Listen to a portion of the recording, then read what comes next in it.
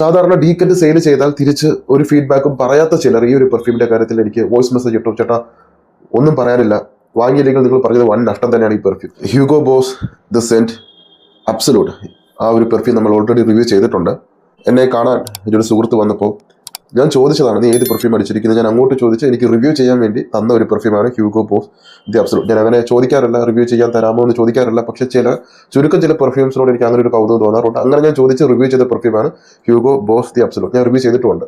അതിനുശേഷം ഞാൻ എൻ്റെ സെല്ലർ എന്നോട് പറഞ്ഞു, ഈ ഒരു പെർഫ്യൂം ഇപ്പോഴത്തെ മൺസൂൺ സീസണിൽ നീ യൂസ് ചെയ്യണം, ഒരു രക്ഷയില്ലാത്ത പെർഫ്യൂമാണ്, ഡെഫിനറ്റ് ആയിട്ട് ട്രൈ ചെയ്യണം. ഓക്കെ ശരി, ട്രൈ ചെയ്യാം. ഞാൻ 2 വാങ്ങി, ഒന്നെൻ്റെ പേഴ്സണൽ ആവശ്യത്തിനും ഒന്ന് ഡീക്കൻറ്റ് ചെയ്യാൻ വേണ്ടിയിട്ട് ഞാൻ ഗ്രൂപ്പിൽ ഇട്ടു. ഞാൻ റിവ്യൂ പോലും ചെയ്യാതെയാണ് ഗ്രൂപ്പിലിട്ടിട്ട് ഞാനത് പറഞ്ഞു, വാങ്ങിയില്ലെങ്കിൽ വൻ നഷ്ടം എന്ന് പറഞ്ഞിട്ട് തന്നെയാണ് ഞാൻ ഗ്രൂപ്പിലിട്ടത്. അതിനെ തുടർന്ന് കുറച്ചധികം ആളുകൾ അത് വാങ്ങി, അത് തീർന്നു. ശേഷം എനിക്ക് സാധാരണ ഡീക്കൻറ്റ് സെയിൽ ചെയ്താൽ തിരിച്ച് ഒരു ഫീഡ്ബാക്കും പറയാത്ത ചിലർ ഈ ഒരു പെർഫ്യൂമിന്റെ കാര്യത്തിൽ എനിക്ക് വോയിസ് മെസ്സേജ് ഇട്ടു, ചേട്ടാ ഒന്നും പറയാനില്ല, വാങ്ങിയില്ലെങ്കിൽ നിങ്ങൾ പറഞ്ഞത് വൻ നഷ്ടം തന്നെയാണ് ഈ പെർഫ്യൂം. ഒരു ഡിസൈനർ പെർഫ്യൂം ആണെന്ന് എനിക്ക് തോന്നിയതേ ഇല്ല. ഒരു നീഷ് ലെവലിൽ നിൽക്കുന്ന രീതിയിലാണ് ഈ പെർഫ്യൂം അവർ ചെയ്തു വെച്ചിരിക്കുന്നത്.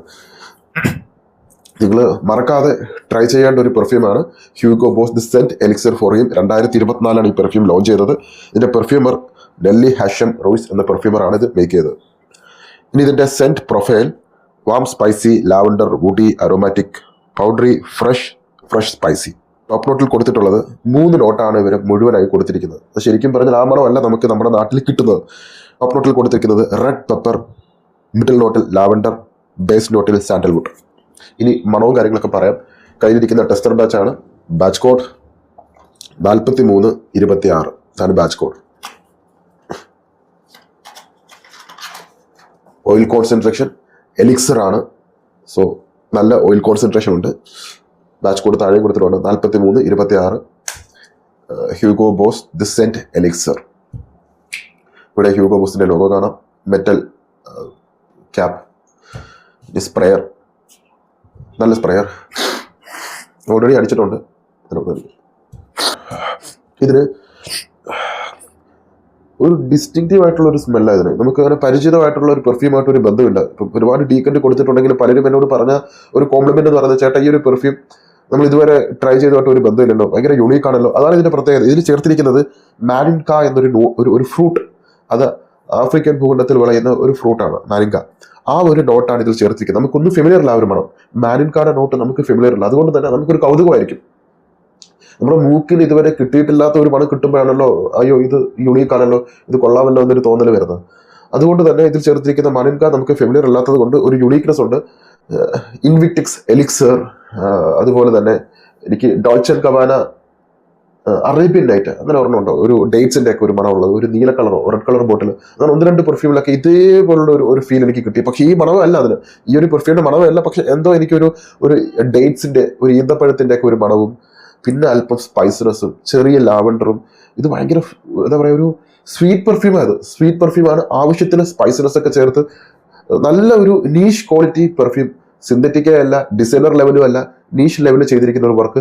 ആവശ്യത്തിന് സ്പൈസി, നല്ല സ്വീറ്റ്, പിന്നെ കുറേയേറെ വാനില നോട്ട്, ഇതൊക്കെ ചേർത്തിട്ടുള്ള ഒരു പെർഫ്യൂം. ഡ്രൈ നോണിൽ വരുമ്പോൾ ഒരു ക്രീം സാൻഡൽവുഡ് വാനില സ്മെല്ലായിട്ട് ഇത് മാറും.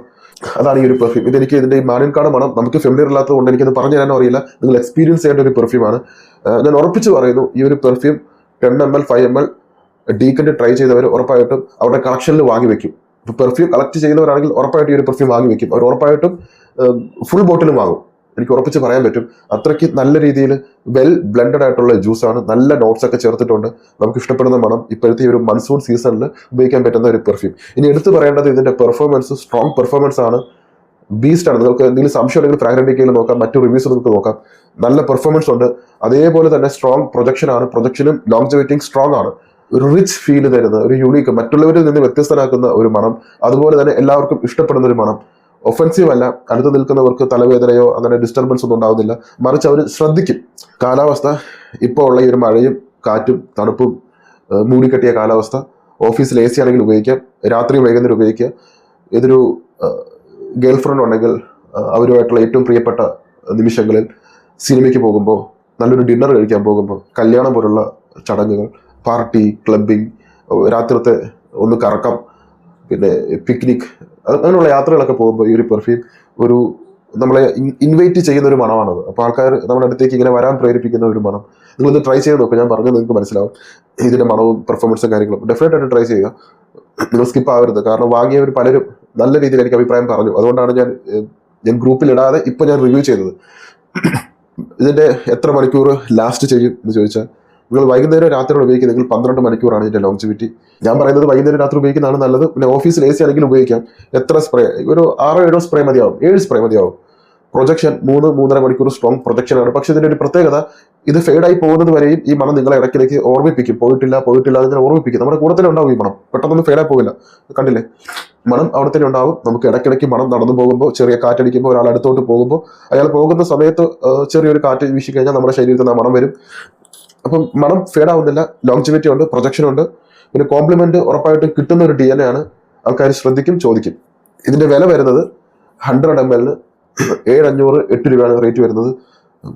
ഈ ഒരു പെർഫ്യൂം ആ ഒരു പ്രൈസ് റേഞ്ചിൽ നിങ്ങൾ ഡെഫിനറ്റ് ആയിട്ട് വാങ്ങുക. നിങ്ങൾക്കൊരു ഡിസൈനർ പെർഫ്യൂം ആണെന്നുള്ള തോന്നൽ തന്നെ മാറിപ്പോകും. അതുപോലെ ഒരു വർക്കാണ് അവർ ചെയ്തിരിക്കുന്നത്. ഓഫീസിൽ അതുപോലെ തന്നെ ഗേൾഫ്രണ്ട് ഉണ്ടെങ്കിൽ, ഭാര്യ ഉണ്ടെങ്കിൽ അവരുടെ കൂടെ ആയിരിക്കുമ്പോൾ ഉപയോഗിക്കാൻ, ആൾക്കാരുടെ മുമ്പിൽ ഷൈൻ ചെയ്യാൻ ഒക്കെ ഈ ഒരു പെർഫ്യൂം ഉപയോഗിക്കാം. വർത്താണ്, ഓരോ തുള്ളിയും വർത്താണ്. ഡെഫിനറ്റ് ആയിട്ട് ട്രൈ ചെയ്യുക. മറക്കാതെ നിങ്ങൾ 5 ml 10 ml വാങ്ങി ഉപയോഗിച്ചിട്ട് ഫുൾ ബോട്ടിൽ വാങ്ങിക്കണം. നിങ്ങളുടെ കളക്ഷനിൽ വെക്കേണ്ട ഒരു പെർഫ്യൂമാണ് ഇത് സെന്റ് എലിക്സിർ. ഇത് പലരും അറിയുന്നില്ല ഇങ്ങനെയുള്ള മണങ്ങൾ. എനിക്ക് അത് ആലോചിക്കുമ്പോഴാണ് ഒരു പെർഫ്യൂം ലവർ എന്ന നിലയ്ക്ക് വിഷമം വരുന്നത്. ഇതുപോലുള്ള പെർഫ്യൂമുകളൊക്കെ നിങ്ങൾ വാങ്ങണം, നിങ്ങൾ എക്സ്പീരിയൻസ് ചെയ്യണം. Okay, thank you so much.